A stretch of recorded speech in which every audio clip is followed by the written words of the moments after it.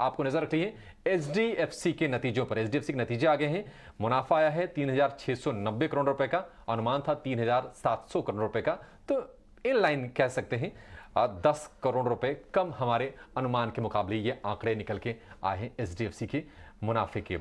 Stock में हालांकि हम देख रहे हैं कि आज वैसे भी प्रेशर है, बैंकिंग में थोड़ा प्रेशर ज्यादा है, फाइनेंशियल में प्रेशर ज्यादा है। एचडीएफसी भी 2% नीचे है और सिमिलर पैटर्न जो चाल एचडीएफसी में दिखती है वो सेम चाल हमें एचडीएफसी लिमिटेड के शेयर में भी दिखती है, क्योंकि अब तो पूरा का पूरा फोकस है कि ये मर्जर कंप्लीट हो और एक शेयर रह जाएगा एचडीएफसी बैंक का।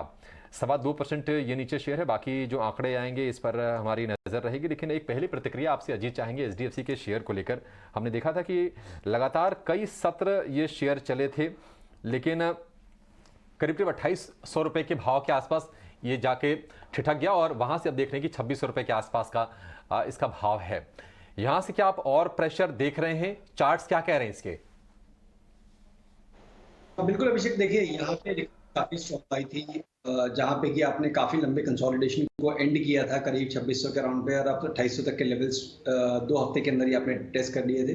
बट उतना ही इक्वली स्ट्रॉन्ग रिवर्सल भी दिख रहा है आपको, या फिर प्रॉफिट टेकिंग आप कह सकते हैं, कि जहाँ पे स्टॉक दोबारा 2600 के लेवल पे आ गया है।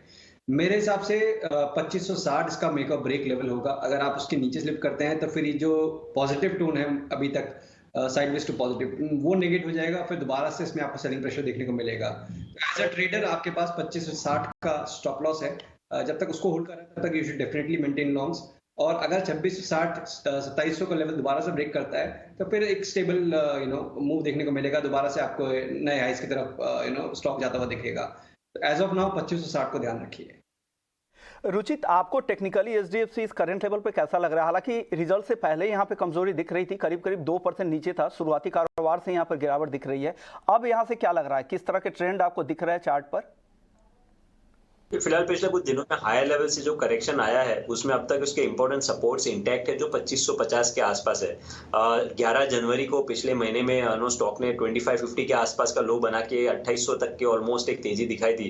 तो जब तक ये 2550 के लेवल्स नहीं टूटते हैं तब तक हमको कुछ major price wise damage stock में देखने नहीं मिलेगा।